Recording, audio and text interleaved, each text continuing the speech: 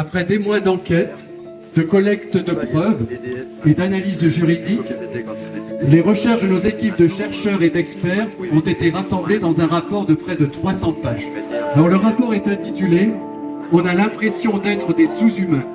Le génocide des Palestiniens et Palestiniennes commis par Israël à Gaza ».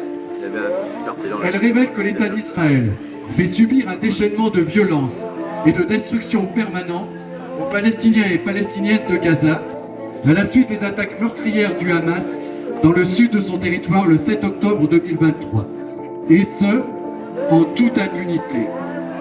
Les autorités israéliennes ont commis et commettent toujours des actes interdits par la Convention de 1948 pour la prévention et la répression du crime de génocide, dont l'intention spécifique de détruire physiquement la population palestinienne de Gaza. Nos conclusions accablantes doivent sonner comme un signal d'alarme pour la communauté internationale. Il s'agit d'un génocide qui doit cesser immédiatement. Déterminer s'il y a eu génocide relève d'une conclusion juridique. Ce que subissent les Gazaouis depuis le début de l'offensive de l'État d'Israël correspond à 3 actes qualifiant le terme de génocide selon la Convention de 1948. Premièrement, les meurtres des membres d'un groupe.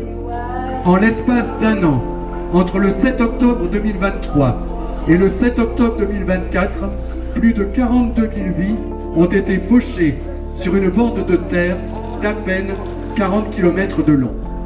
Deuxièmement, les préjudices physiques et mentaux graves. Près de 98 000 blessés sont recensés sur les 12 mois suivant le 7 octobre 2023. Troisièmement, des conditions de vie insoutenables. La bande de Gaza est devenue un champ de ruines. 62% des maisons endommagées ou détruites à Gaza en janvier 2024. Déplacement de 90% de la population de Gaza avec des ordres de déplacement à répétition.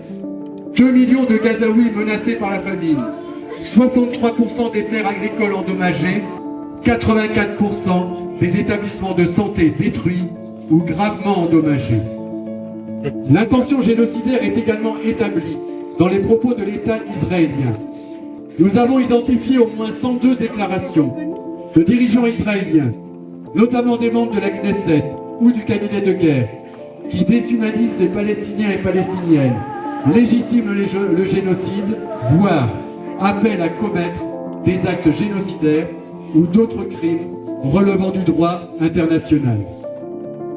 Si tout État a le droit et l'obligation d'assurer la protection des personnes sous sa juridiction, rien ne peut justifier les crimes internationaux tels les crimes de guerre, les crimes contre l'humanité ou le crime de génocide. Nous tenons à rappeler que la critique des actions de l'État d'Israël ne revient en aucun cas à rejeter la faute sur les personnes juives. Faire l'amalgame entre les personnes juives et les actions de l'État d'Israël relève de l'antisémitisme.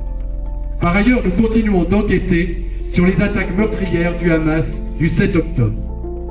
En conclusion, ce que vise Israël est la destruction physique des Palestiniens et Palestiniennes de Gaza, que ce soit parallèlement à son objectif militaire d'élimination du Hamas ou comme moyen d'y parvenir.